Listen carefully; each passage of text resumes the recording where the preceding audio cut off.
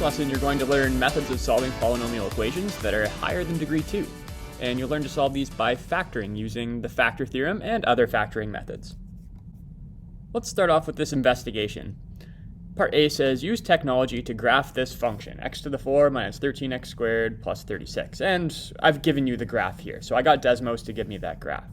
From that graph, it says, determine the x-intercepts. Well, I can clearly see the x-intercepts here are at -3, -2, 2, and 3. So I have those written there for you.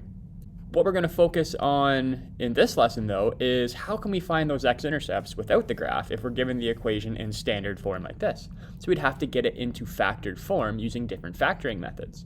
And this one, which I'll just rewrite the equation here, it was f of x equals x to the 4 minus 13x squared plus 36.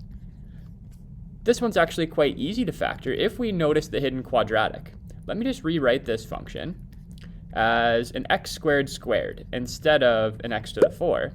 X squared squared is equivalent to x to the 4, so I've got x squared squared minus 13x squared plus 36. And I'll use a let statement here, so let me just say let k equal x squared. Now this step is unnecessary, but often it helps people visualize what's going on. I would then have f of x equals k squared minus 13k plus 36. This is an easy quadratic to factor. After using that let statement, do you see the quadratic now? That's easy to factor. Find numbers who have a product of 36 and a sum of -13, and those numbers would be -9 and -4. So I can write this in factored form as k minus 9 times k minus 4. And remember, those k's are actually x squareds. So I can now replace each of those k's back with what I know they're equal to. And I get x squared minus 9 times x squared minus 4. And both of those are difference of squares, which factor further. F of x equals x minus 3 times x plus 3 times x minus 2 times x plus 2. And the question says we want to use these factors to determine the zeros, the x-intercepts of it. So I guess I should have this equation set equal to 0 because that's what we're trying to solve for. So let me replace these f of x's with 0. We're trying to solve for when is this equation 0.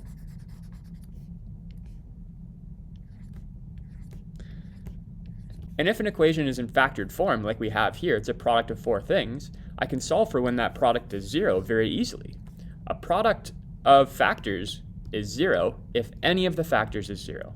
So if x minus 3 was 0, or if x plus 3 was 0, or if x minus 2 was 0, or if x plus 2 was 0, in any of those 4 scenarios, the whole product would become 0. So I just have 4 little equations to solve here, and I'll get 4 separate answers. My first answer would be 3. My second answer would be -3. Third answer would be 2. And fourth answer, -2. So I have 4 answers to this equation. 3, -3, 2, and -2. All 4 of those values make the equation be 0, meaning they're all x-intercepts. Notice those 4 numbers are exactly where the x-intercepts are on the graph. And that's what part D asks you. How are the x-intercepts from the graph related to the zeros of the equation? The zeros of the equation are the x-intercepts of the graph.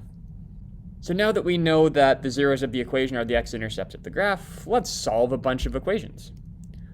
Example 1 says, state the solutions to the following polynomials that are already in factored form. Okay, example 1, it gives it to you in factored form. Example 2 and beyond are going to be in standard form, and we're going to have to factor them. But let's just make sure once we have them in factored form, you know how to find the solutions to it. So the product of these 3 things equals 0 if any of those 3 factors were equal to 0. So set each factor equal to 0. So set the x equal to 0, set the 2x plus 3 equal to 0, and set the x minus 5 equal to 0. Solve each of those 3 equations, and we have our answers. Well, this one's already solved. This one, I would subtract the 3 over, and then divide the 2, and I would get -3 over 2 as a possible answer. I'll call that my second answer. And this one, add the 5 over, and my third answer is 5. So there are 3 answers to this equation. An x value of 0, negative 3 over 2, or 5 make this equation true.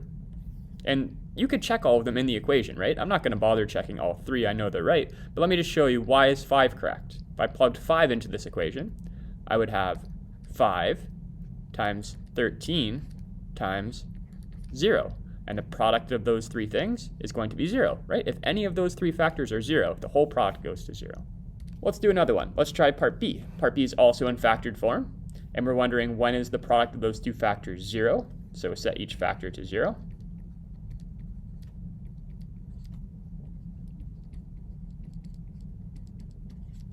And then try and isolate x in both scenarios. So I'll add the 3 to the other side. Then I'll divide the 2. And then I have to move the square to the other side. The inverse of squaring is plus or minus square rooting. So x would equal plus or minus the square root of 3 over 2. So either root 3 over 2 or negative root 3 over 2 are going to make this factor be 0, which means the whole product becomes 0. So I have 2 answers so far. Now let's see how can this factor be 0. Try and solve this equation. Divide the 3. And we'd get x equals plus or minus the square root of negative 1/3.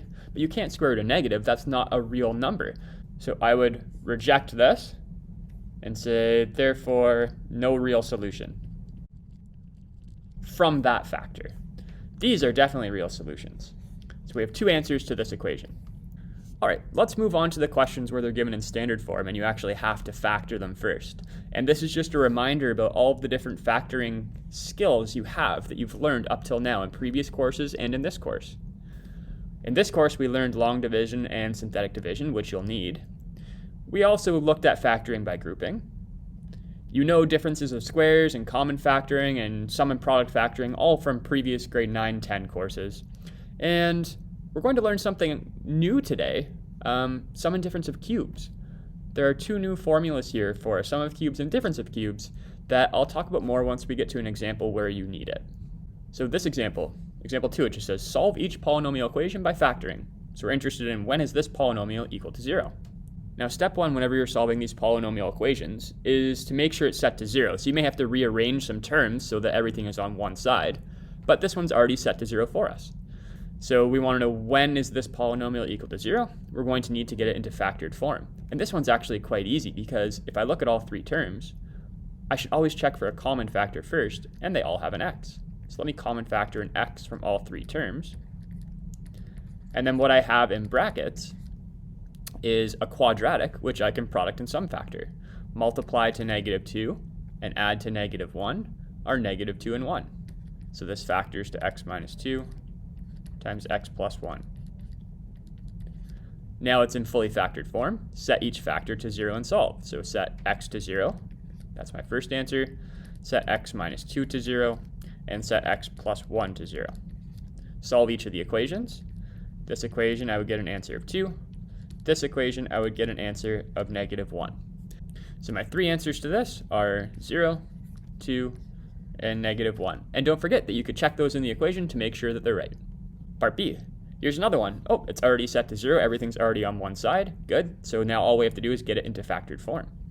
To get this into factored form, we could do synthetic division and first test for zeros, find something that works, then do some synthetic division, get it into factored form that way. That'll work. But whenever you have 4 terms, 1, 2, 3, 4, you should check and see if maybe factoring by grouping works. And by that I mean, take a common factor from the first 2 terms. So I could take out an x squared from the first 2 terms and be left with 3x plus 1. Take a common factor from the last 2 terms. So I would take out a negative 4 from both of them and be left with, hey, 3x plus 1 again. If you get that common binomial, you can common factor out that common binomial and be left with x squared minus 4. So if you get that common binomial, that means factoring by grouping works. So I've got it in factored form. But I could simplify this x squared minus 4 further, right? That's a difference of squares. So this would factor to 3x plus 1 times x minus 2 times x plus 2. Set each of those factors to 0. and get your 3 solutions for x.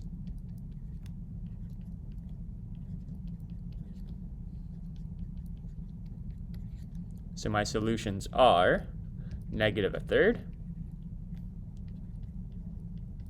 2, and negative 2. All 3 of those numbers will satisfy the original equation. Example 3, some more solving. Now this one, once again, it's already set to 0. It's 4 terms, so we should check for factoring by grouping. But let me just show you why that's not going to work. I'll just off to the side here, take a common factor from the first 2 terms and the last 2 terms and show you that I don't get a common binomial. Notice those are not the same, so factoring by grouping does not work. So what are we going to do? Since this is higher than degree 2, it's a degree 3 polynomial, we're going to have to factor it by doing synthetic division. But what do I divide it by? For that, we're going to have to use the factor theorem. Let me list what the possible zeros could be, and I'll do this off to the side here. So possible zeros of this equation would be factors of the constant term divided by factors of the leading coefficient. So factors of 6 are plus or minus 1, 2, 3, 6. And factors of the leading coefficient are plus or minus 1 or 2. So I have to do each of those numbers divided by each of those numbers, and those are the possible zeros, right? This is based on the rational zero theorem. So I'll do 1 over 1 and 2, 2 over 1 and 2, 3 over 1 and 2, and 6 over 1 and 2. And this will generate my list of plus or minus 1, 1 over 2, 2. I'm not going to write 2 over 2 because that's 1, I already have it. Then 3 and 3 over 2, and then 6, and I'm not going to write 6 over 2 because that's 3, and I already have it. So I need to find just one of these that work. Remember, it's degree 3, so up to 3 of them could work, but I just need to find one that works, and then that will tell me what to divide the polynomial by using synthetic division. I'm going to use Desmos to do the checks for me quickly.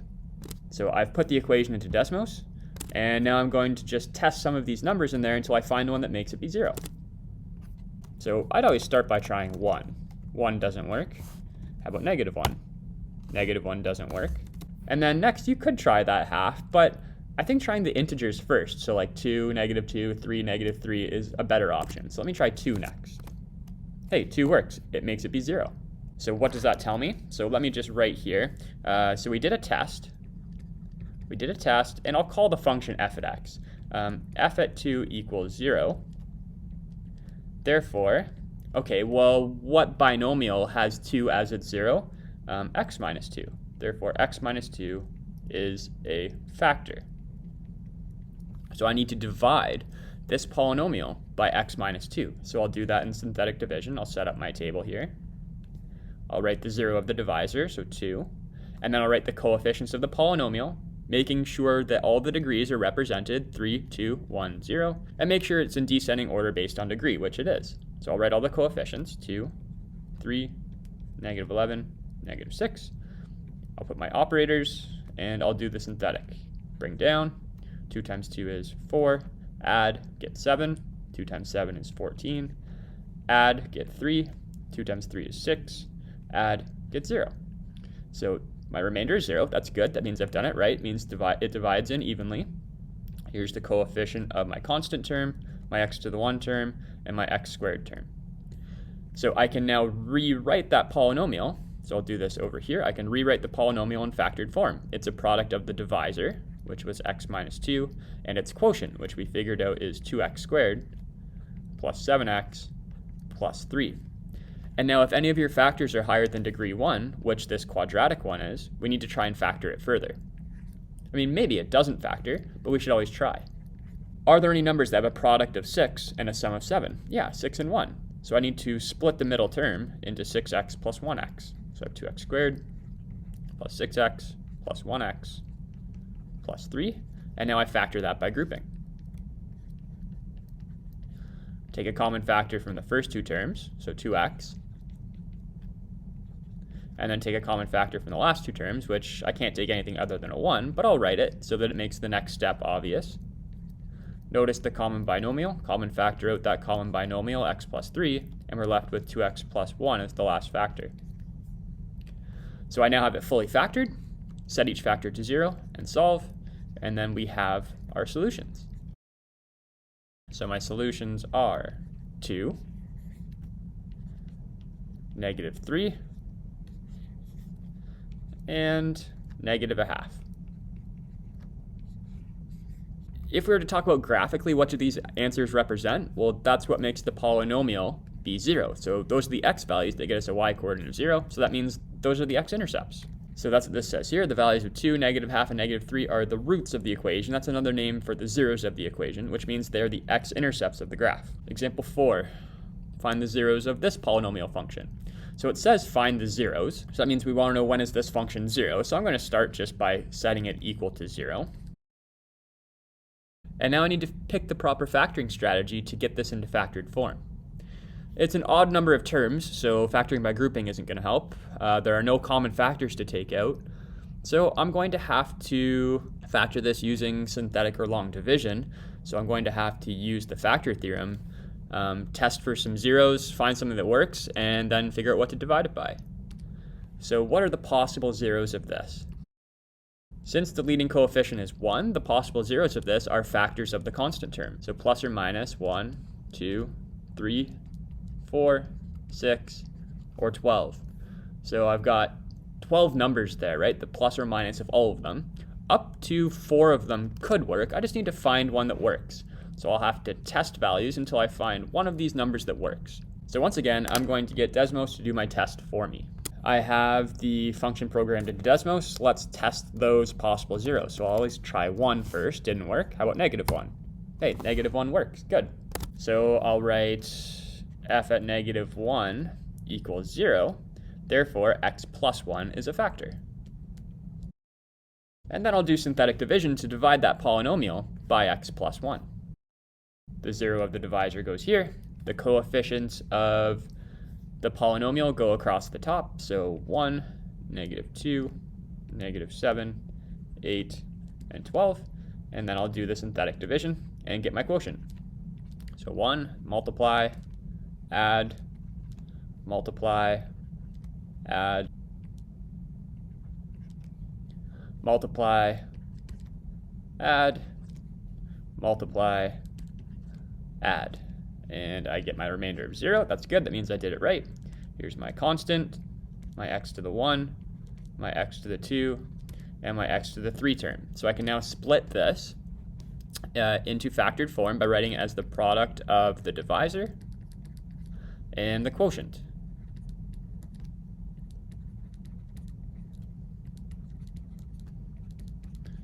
Okay, this second factor is higher than degree 1. In fact, it's degree 3. I need to try and factor that further. Now, to factor that further, we could do another test of possible zeros, find something that works, and do synthetic again. But notice there's 4 terms in there. Why not try factoring by grouping? Let's try that out. That may save us some time. So I'll common factor an x squared from the first 2 terms and get x minus 3. And I'll common factor a -4 from the last 2 terms, and good, I get x minus 3 again. That means factoring by grouping is going to work. And that would leave me with factors of x plus 1. Don't forget to keep that x plus 1. Common factor out that common binomial of x minus 3. And we're left with x squared minus 4 as the last factor, which is a difference of squares. So it factors further. So x plus 1, x minus 3, x minus 2, and x plus 2. Set each of those factors to 0 and solve. And we get 4 answers for this. -1, 3, 2, and -2. And I believe in this box down here, I have them written as x-intercepts, but you could leave them like that as well. Either way you format your answer would be perfectly fine. Example 5, find the roots of this polynomial function. Roots is another name for zeros, so we'd have to set it to 0. And actually notice this function is not in descending order of degree. It goes degree 3, 1, 2, 0. It's out of order. So when I set it to 0, I'm also going to rearrange it so it's in proper order. So x cubed minus 3x squared plus x minus 3. And it's 4 terms, so we should check if factoring by grouping works. Take a common factor from the first 2 terms and take a common factor from the last two terms, which I couldn't do anything besides 1. And hey, yeah, notice I got a common binomial. Factor that out, and we get x squared plus 1 as the second factor. And now it's in factored form. Can I factor x squared plus 1 further? No. Does it have any solutions? I don't know. Let's check. Let's set both of these factors to 0 and try and solve them. Well, this one I for sure get an answer. An x value of 3 would make that factor be 0. But what would make x squared plus 1 be 0? If I try and solve this, I'll be trying to plus or minus square root a negative, which is not possible. So we'd say no real solution for that equation. No real solution from setting that factor to 0. But setting this factor to 0, we got an answer, 3. So our only answer to that equation is 3, which you could write like this, or you could write it as an x-intercept coordinate, 3, 0. And then I put a note here. Since the square root of a negative number is not a real number, the only real root is 3. And if we look on the graph of this function, so here's the graph of that function, notice 3 is the only real x-intercept. So this here says the x-intercepts of the graph of a polynomial function correspond to only the real roots of the polynomial equation. There are no x-intercepts on the graph that correspond to the non-real roots. Almost done. Example 6. This is our last example. So let's find all the solutions to these equations. This one's already set to 0. It's 4 terms. I should try grouping, but grouping's not going to work. You wouldn't get a common binomial. There's nothing to common factor out, so that leaves us with doing synthetic division to divide this and get it into factored form. So we will have to test for zeros, but what are the possible zeros? The rational zero theorem would tell us that it would be factors of the constant term, so 1 or 2, divided by factors of the leading coefficient, 1 or 2. So do each of those numbers divided by each of those numbers. So 1 over 1 and 1 over 2, and plus or minus, I should say. And also 2 over 1 and 2 over 2. But I'm not going to write 2 over 2 because that's 1, and we already have it.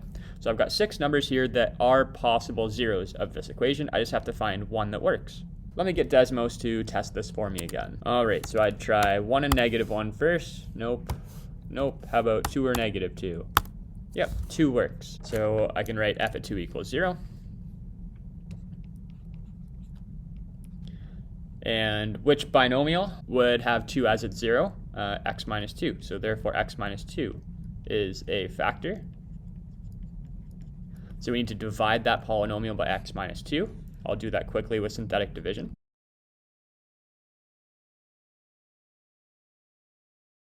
And we can now split this into its factors. It's a product of the divisor, x minus 2, and its quotient, 2x squared plus x plus 1. And the second factor is a quadratic, so I would check and see if I can factor that further. Are there numbers that multiply to 2 and add to 1? There aren't numbers that do that. Does that mean there's no ways that factor could be 0? Not necessarily. I would have to check quadratic formula. And let me just check the discriminant to see if there's any point even running the quadratic formula. So I'll set the first factor to 0. I know x minus 2 could be 0 if x was 2. I know that's a solution. But is there any way that 2x squared plus x plus 1 could be 0? Let me check b squared minus 4ac. If I get a negative answer, that means that there's no possible way that that could be 0. So b squared minus 4ac would be 1 squared minus 4 times 2 times 1. That'd be negative 7. Therefore, no real solution to that equation. Right, because if we tried quadratic formula, under the square root would be negative, meaning no real solution. So there's no way that factor could be 0, only this one. So my only answer for this one is 2. And our last one, this one is actually a sum of cubes. And I told you about this at the very beginning of the lesson, and here's the first time it's come up. So there is a formula for a sum of cubes and a difference of cubes. This one's a sum of cubes, so we'll use this formula. And there's an easy way to remember it. So if we have a sum of 2 perfect cube numbers, which we have here, and let me just show you that, this 8x cubed, I could rewrite that as a 2x cubed, right? 2 cubed is 8, x cubed is x cubed, so that's equivalent. And 125 is 5 cubed. So I have a sum of 2 perfect cube numbers. I could follow this formula, which tells me to do a, which in this case, our a is 2x, and our b is 5. So we're just going to, every time we see an A, put 2x. Every time we see a B, put 5. And there's an easy way to remember the signs here. It goes same sign. So it's the same as right here. So same sign. Opposite sign. So if this one was plus, that one's minus. And the last sign here is always positive. And that spells soap.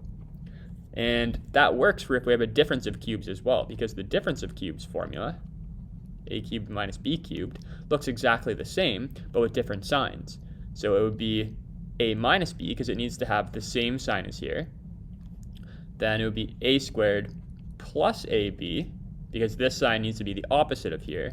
And then plus b squared, because that last sign is always positive. So that's an easy way to remember these formulas for sum and difference of cubes. But we're doing the sum of cubes formula here, so if we follow this, it would be a plus b, so 2x plus 5.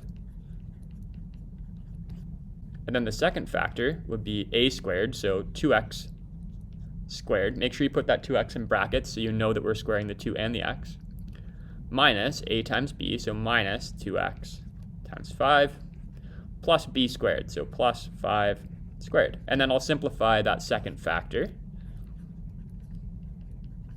2x squared is 4x squared minus 10x plus 25. And this quadratic that we have as our second factor, you would try and factor it. Are there numbers that multiply to 100, add to negative 10? No. But does that mean there are no ways it could be 0? Not necessarily. We would have to check. We would have to check quadratic formula. So let's set each factor to 0 and see if we can solve them. So I'll set the 2x plus 5 to 0. And the 4x squared minus 10x plus 25 to 0. This one can be 0 if x was negative 5 over 2.